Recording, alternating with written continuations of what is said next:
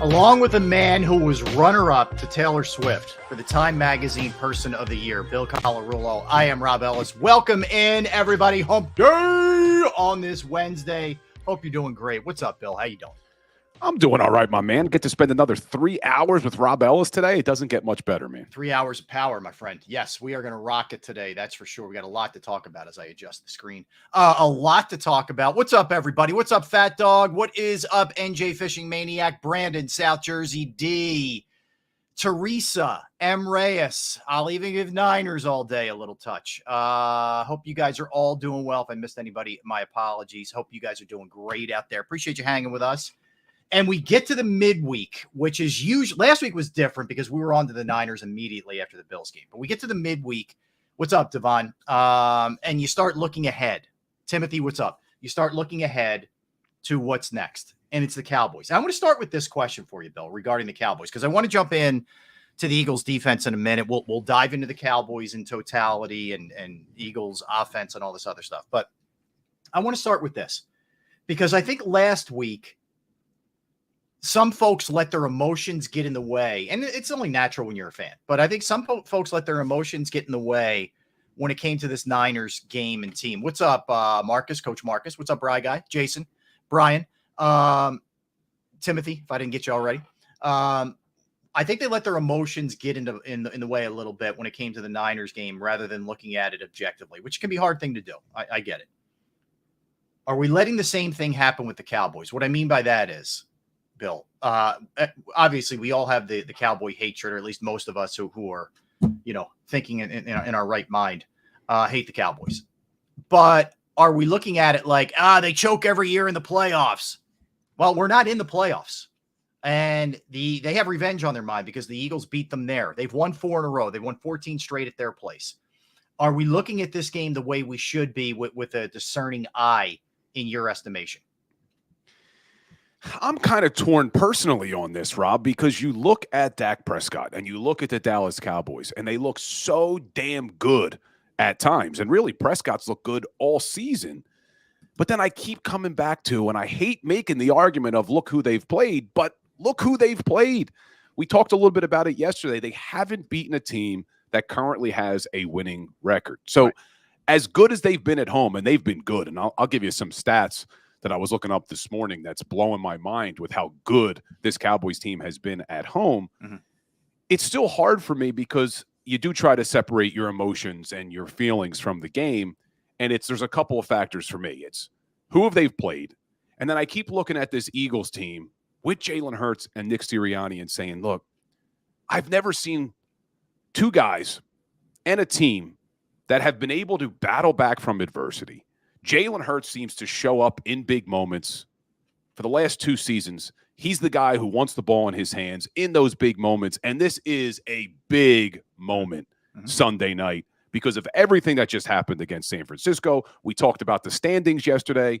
So that's why I'm kind of torn because, the Cowboys are good, but they haven't really played anybody. And then you look at this Eagles team who just hasn't lost back-to-back games in almost 2 years. Right? Has it been 2 years? It's been basically with Jalen Hurts, it's been the earlier portion of the schedule. Remember they went 2-5 in Sirianni's first year? Yeah, so it was 2021. 2021. That was the last time with Hurts that's happened. That they've lost 2 in a row, I should say, not it, but that's what it was. So it's been, basically 2 years, two calendar years, essentially.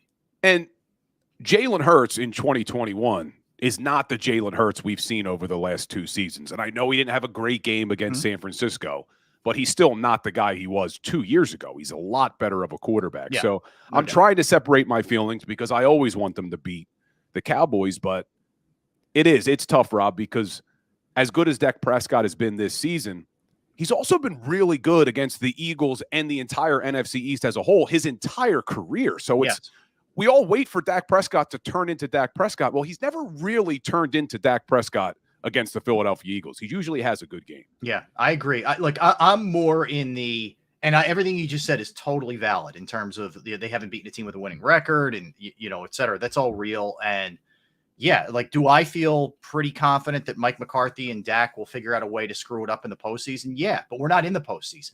And it's in Dallas. where they play extremely well. And there is a revenge thing. And there's absolutely massive implications as far as the standings go. I just think, and I can't even look at things objectively when it comes to the Cowboys. I loathe them so much. So I'm not putting myself, above anybody else. But I think this is a tough game for the Eagles. I do. I think the Cowboys are really, really good. And on both sides of the ball, Bill, that's the other thing. If it was just either a great offense, which they're number one in scoring, that'd be one thing. But they're fourth in points allowed defensively. So, and they have an absolute game wrecker in Micah Parsons. So I think there's a lot to be concerned with what's, with this team, period. No doubt about it. Offense and defense, you're right. And I do think their defensive coordinator is a really good coach. I've had my questions about Mike McCarthy, but I think Dan Quinn as a defensive coordinator is one of the best in the NFL. So that makes me concerned when you're going up against Brian Johnson, who we've had our issues with to start this season. I think he's doing a better job than a lot of people give him credit for. But if I'm going Dan Quinn at DC or Brian Johnson as offensive coordinator, I think you got to give the advantage to Dan Quinn. He's been doing it a lot longer. Yeah, I agree. And it's such an unknown, with Brian Johnson. And it's really not fair to him either, in that sense, that we just don't know right now, what it's going to look like. And you got to give the guy a little bit of time. And, Rob, how much do you love the city of Philadelphia? This morning, 7:30, there's fans greeting all the coaches and players coming into the NovaCare complex with a big sign saying, run the ball. Run the ball. Yes, I know. We are special. We are a special lot. That's for sure. All right. I want to talk a little defense out of the chute with you, Eagles wise. So since week 7, which they did a really good job, if you remember, against that Dolphins, the vaunted, as Tone calls it, the best show on surf. Okay. That vaunted Miami offense. So since then, they're allowing 29 points per game, 306 passing yards per game, and 4.8 yards per rush. And that's either last or second to last in every single category. So when you hear that, it's not like it's a game or two. It's been trending wrong for a decent amount of time. It's not like they just played Miami. We're going back a little ways now from that Dolphin game. Okay. In fact, it's been 1, 2, 3, 4, 5 games since then. All right. Which is a pretty decent chunk. And the pass rush, while not bad, don't get me wrong, it's not bad. It's not vaunted like it was last year. Do you see this improving, Bill, or is this what they are? They kind of have to live with it, and the offense is going to have to overcome it. What makes those stats so much more concerning for me, Rob, is they also coincide with when Kevin Byard got here. Right. So you look at it, he was supposed to be, we're all hoping Shaq Leonard now is the savior. Well, when they made the trade for Kevin Byard, we all thought, oh, okay, great. They finally got a safety now. Things are going to be okay. Well, they've been a lot worse since Byard got here. I'm not blaming Kevin Byard, but I do think that this is a lot of just what the Philadelphia Eagles are. They're going to be weak on the back end. Bradbury and Slay, which were supposed to be strengths of this team, I still think they're good players, but they've certainly taken a step back. They've gotten to that point in their careers where they probably have lost a little step. You expect it when corners hit the age of 30. They both are over 30. So I do think, are they going to be as historically bad as they've been over the last 5 weeks? Because what you didn't mention was they're only the 5th team ever through a 5-game span to give up 2,000 net yards, 1,500 passing yards, 15 passing touchdowns, and a 4.8 yards per carry average. 5th team in NFL history, Rob. Yeah. So it has been historically bad. That's why I was saying yesterday, this isn't just a one-game overreaction. People, oh, it's just one game. The 49ers, just one game. No, this has been now 5 weeks in a row, as you pointed out. So I don't think they're going to be historically bad. But if this team is going to want to win football games, they're going to have to do it by outscoring opponents with their offense. And there's also other parts of this thing. And we talked about this a lot yesterday, just to reiterate for folks who may not have heard it, but they have the worst third down efficiency rate. They have they're 22nd in points allowed. They're 30th in passing yards allowed. They're 26th in takeaways, and they're 31st in passing TDs allowed. I'll give you one other one. Niners had 314 passing yards on Sunday. 213 came after the catch. 115 of the 116 reception yards that Deebo Samuel had came after the catch. 115 of 116. The tackling was maybe as bad as you'll see it in an NFL game. Honestly, I don't know if you go to a high school or a CYO game and see tackling that bad. It was horrendous. And that's something that actually makes me a little bit hopeful for the future, because you don't just forget how to tackle. Every single guy on that Philadelphia Eagles defense got to this point of their career where they're in the NFL and they're on an NFL field because they know how to tackle. You learn how to tackle in Pee Wee football. So I talked about this yesterday. We had Seth Joyner on our show talking about tackling is an attitude. You have to want to bring that other player down to the ground. And I think when you get embarrassed the way this team was embarrassed, and we're not the only ones talking about how bad the tackling was, I think you'll see this team come out. And that's one thing they will definitely do better against the Dallas Cowboys is tackle. Yeah, I agree with you. I think tackling, I also think the extreme in which the nature in which the loss, came down, I think provides a checks and balances to fundamentals and a lot of different things. Like, I think they probably got away with some stuff with wins that they shouldn't have, but they did. And when you lose like this, I think it wakes you up a little bit. So I think there's incremental, obviously, fundamentally, they can be better tackling, and there's incremental things that they can do, little things that they can do, and the attention to detail stuff. I don't know that a lot of this improves a ton, other than maybe the tackling. Like, they don't cover very well, and your linebackers, especially without Zach Cunningham, it'd be a little bit different if Cunningham was playing it, but he's not playing this week. Your linebackers just aren't up to speed. And we're asking, as you brought him up, I'm not comparing him to Julio Jones in the sense that Julio Jones is by far on the back end of his career, and he's had a great career, but he's probably cooked at this point. But I remember a lot of people saying, oh man, Julio Jones, look out what he's going to bring to the table. And he's, other than a one touchdown catch, he hasn't brought anything. I don't know. I go back to the Colts. Why would you let him go if Leonard could still play? If he still had gas left in the tank, as young as he is? He's not even 30 years old. I wonder about that. It's, again, with the Kevin Byard, everyone, Howie Roseman fleeced the Titans again. And I actually did a video when that trade happened. I said, look, he didn't fleece the Titans. This was a good move for the Tennessee Titans. They're going really nowhere. He's towards the end of his career, and they got something in exchange for him. But at least the Titans, when they gave up Byard, they got something back. The Colts got nothing. They got absolutely nothing. So I agree with you. I'm a little bit concerned, but we have to hope they did their homework. I think one promising things was I heard Jerry Jones on his weekly podcast he goes on.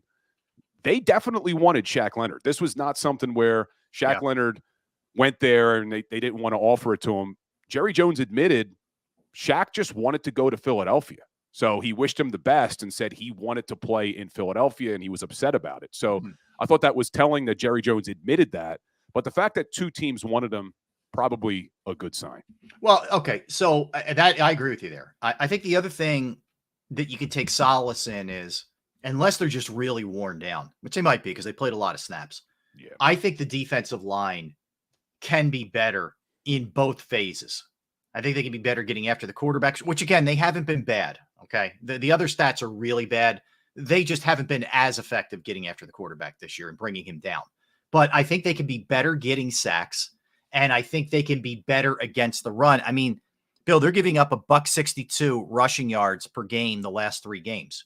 You telling me you can't get that down to like 100 or 90 something or whatever, and you can't, raise your sack level from 1 or 2 per game to 2 or 3 per game, and that can make all the difference in the world. It sounds like these sound like little things, but they're not little things. So I think there is room for improvement. I don't think by the end of the year, let me put it to you this way, that we're going to be saying, wow, that defense just flipped it, and now they're one of the best in the league. We're not going to be saying that, but can they be serviceable? I don't know that that's asking too much.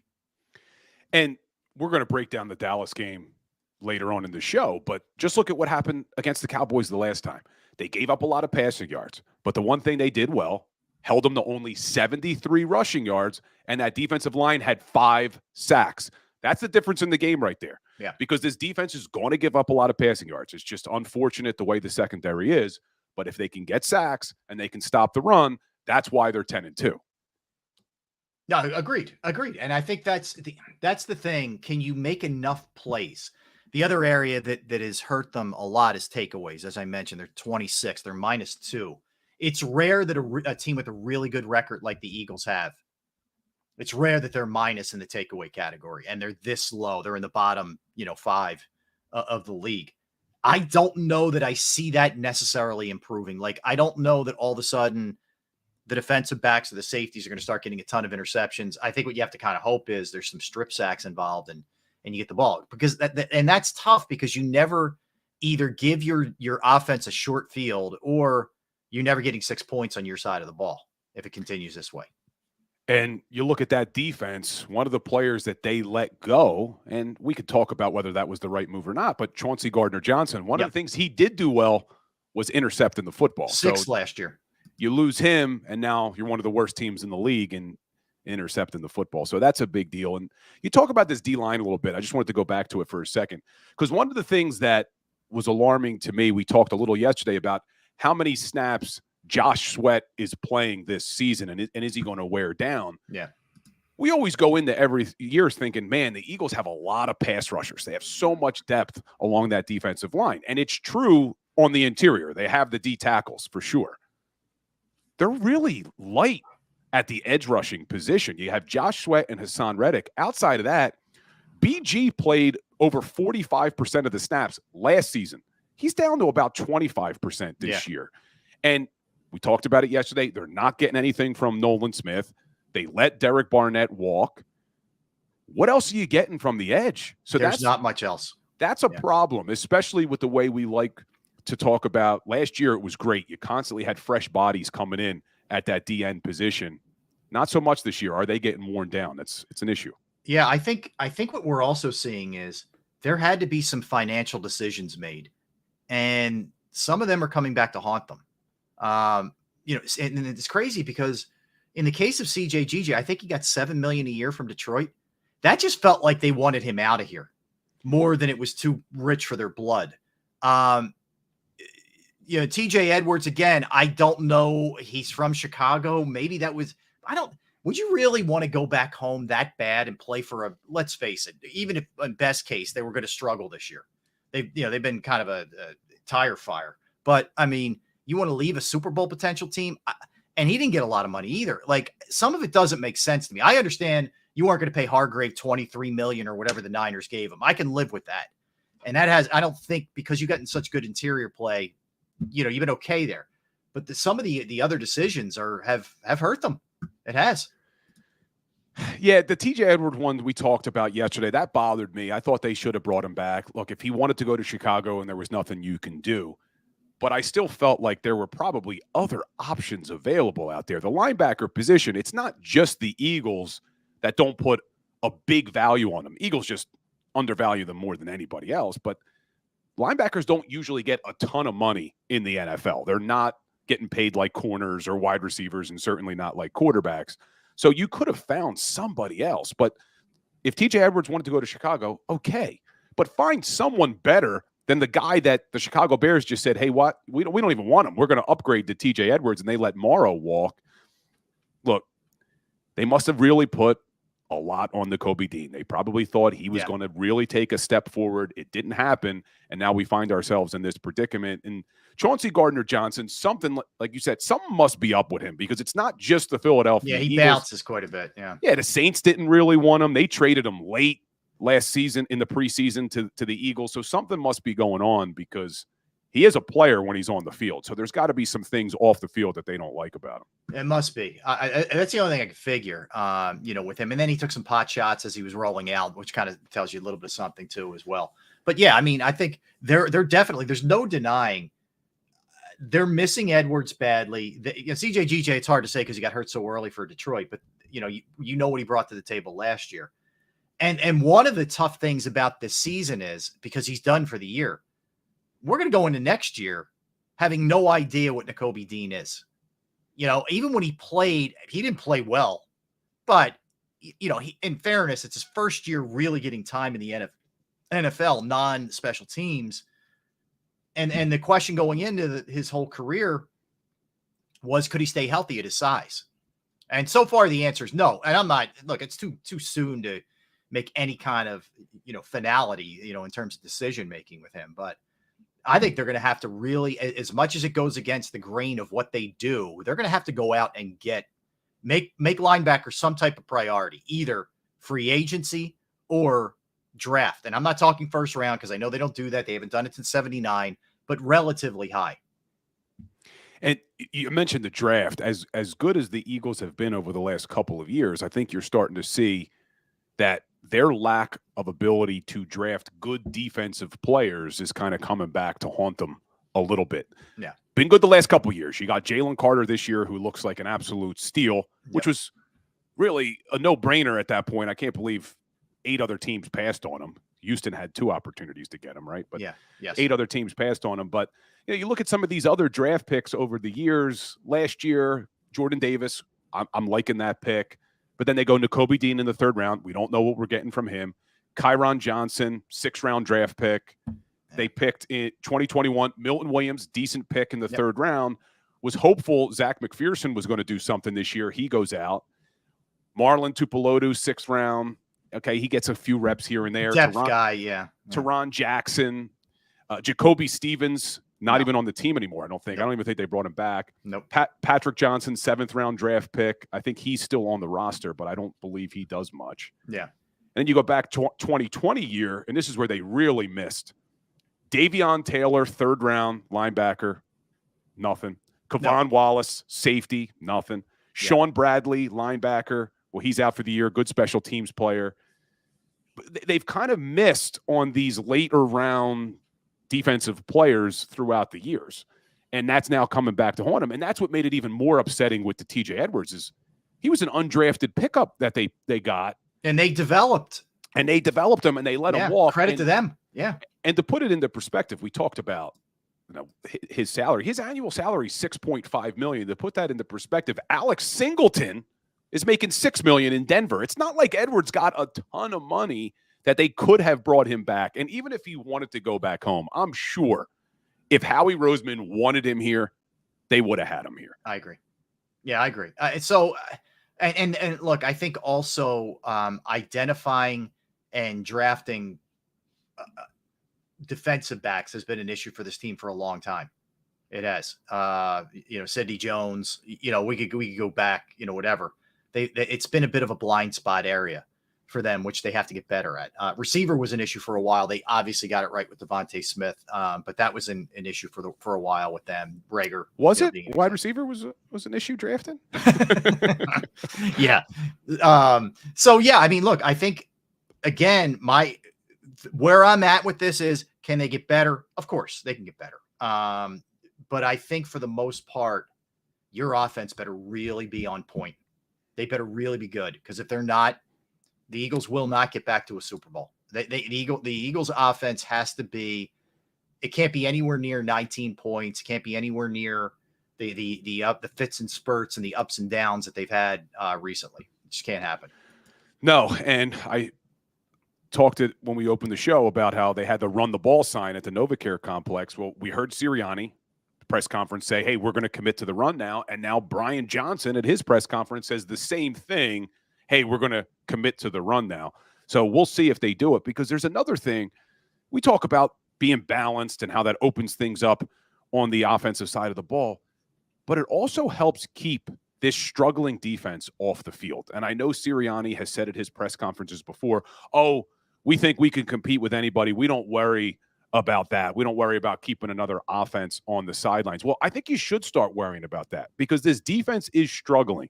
And the best thing to do is to keep them on the sidelines. Yeah. If you're able to limit the possessions of the opposing team and limit the amount of time that your defense has to be on the field, especially against these good quarterbacks. Look, Dak Prescott, good quarterback, putting up great stats. Well, keep him on the sideline. Get these long, sustaining drives by running the football, putting up points, and limiting the possessions of these opposing teams. And you'll see all these statistics we're talking about on the defensive side of the ball drop simply because they weren't on the field as much. Exactly right. Exactly right. All right, let's come back and we will dig into what the Cowboys are exactly, who they've beaten, who they've lost to, record, how different they are. I know you have some great stats, regarding them and playing at home against the NFC East, et cetera. We'll get into all those kind of things when we return. Don't go anywhere. He's Bill Colarulo. I am Rob Ellis. We are Sports Take, JAKIB Sports YouTube Network. I'm going to tell you right now about Bravo Pizza of Havertown. I've been going there since I was a kid. They've been family owned since 1985. You got Alex and the entire crew there each and every day, putting out the absolute best food possible. They have great variety, which is one of the awesome things about Bravo Pizza of Havertown. 20 different styles of pizza, but they'll even go beyond that. They have specialized pizza however you want it. They also have slices to go, but pizza isn't your thing. Fresh pasta, sandwiches, wraps, wings, salads. Bravo Pizza of Havertown's also committed to the community. They have fundraisers for charities, for little leagues, for schools, where the proceeds go to those organizations. You can follow them on Instagram and Facebook at the Bravo Pizza of. They have daily specials and promotions there also.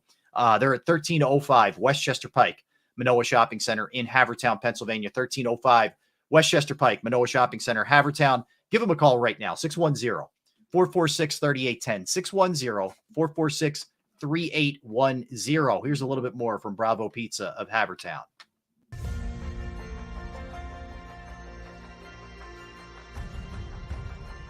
I remember getting my heart broken when they lost the Super Bowl in 2004. We're big Eagles fans. We moved to South Philly because of the Eagles. When they won, we went straight to Broad Street, and everybody was going nuts over there, and it was just a memory that you'll never forget.